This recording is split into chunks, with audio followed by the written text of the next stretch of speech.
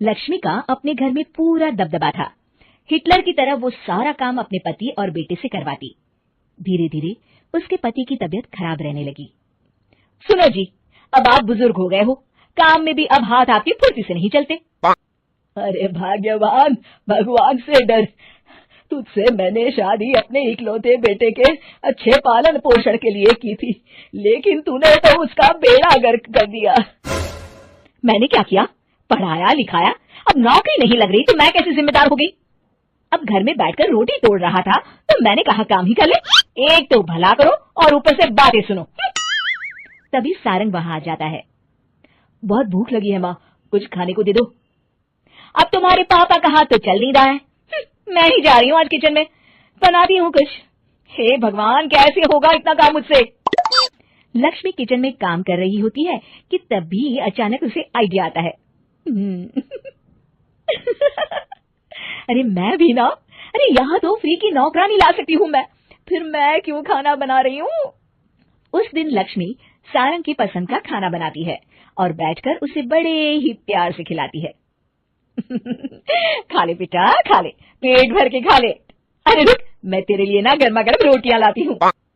सारंग और उसके पिता एक दूसरे की ओर बड़े ही हैरानी से देखते हैं। बेटा सारंग, जरूर दाल में कुछ काला है, वरना ये औरत तो हमें बासी खाना भी सुकून से ना खाने दे। सुनील की बात लक्ष्मी सुन लेती है और जोर जोर से चिल्लाने लगती है। अरे हाँ हाँ, भलाई का तो जमाना ही नहीं रहा। एक तो आग में खुद को जलाकर तुम लोगों के लिए खाना बना रही हूँ और ऊपर से तुम्हें दाल काली लग रही है। अरे माँ, पिताजी का ये मतलब नहीं था, तुम बुरा मत मानो। अरे हाँ बेटा, तू कहता है तो मान लेती हूँ। लक्ष्मी सारंग के पास बड़े ही प्यार से बैठ जाती है और फिर कहती है, बेटा मैंने ना तेरी शादी करने की सोच ली है। अब तेरे पिताजी के हाथ भी नहीं चलते तो सोच रही हूँ तेरे लिए बीवी ले आऊं। अब पता नहीं ना मैं भी कब मर जाऊं।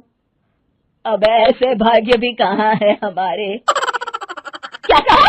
अरे हाँ हाँ, तुम तो चाहते ही हो कि मैं मर जाऊं, लेकिन मैं अपनी प्यारी बहू का चेहरा देखे बिना नहीं मरूंगी। हाँ माँ, शादी तो मैं कर लूं, लेकिन मैं नौकरी नहीं करता, फिर कोई क्यों देगा मुझे अपनी बेटी? अरे क्यों नहीं देगा बेटी? इतना बड़ा घर, खेल खलियान है, किस चीज की कमी है हमारे पास? जो आएगी राज करेगी, राज। हम तो ना कर पाए राज, ये बोलो कि एक और नौकर तुम्हारे पास आ जाएगा। मैं कहती हूँ चुप हो जाओ। अरे खुद के घर का खाना बनाएगी तो क्या नौकरानी हो जाएगी? अब तुमसे तो किचन का काम होता नहीं, तो कोई तो करेगा ना। ठीक है माँ, तुम जैसा सही समझो बस। अब मेरी एक शर्त है, लड़की जो भी हो वो दिखने में कैसी भी हो या कहीं की भी हो, बस पढ़ी लिखी होनी चाहिए। अरे हाँ हाँ, ला देंगे पढ़ी लिखी बेटा, मैंने कौन सा काम करवाना है उससे। हाँ।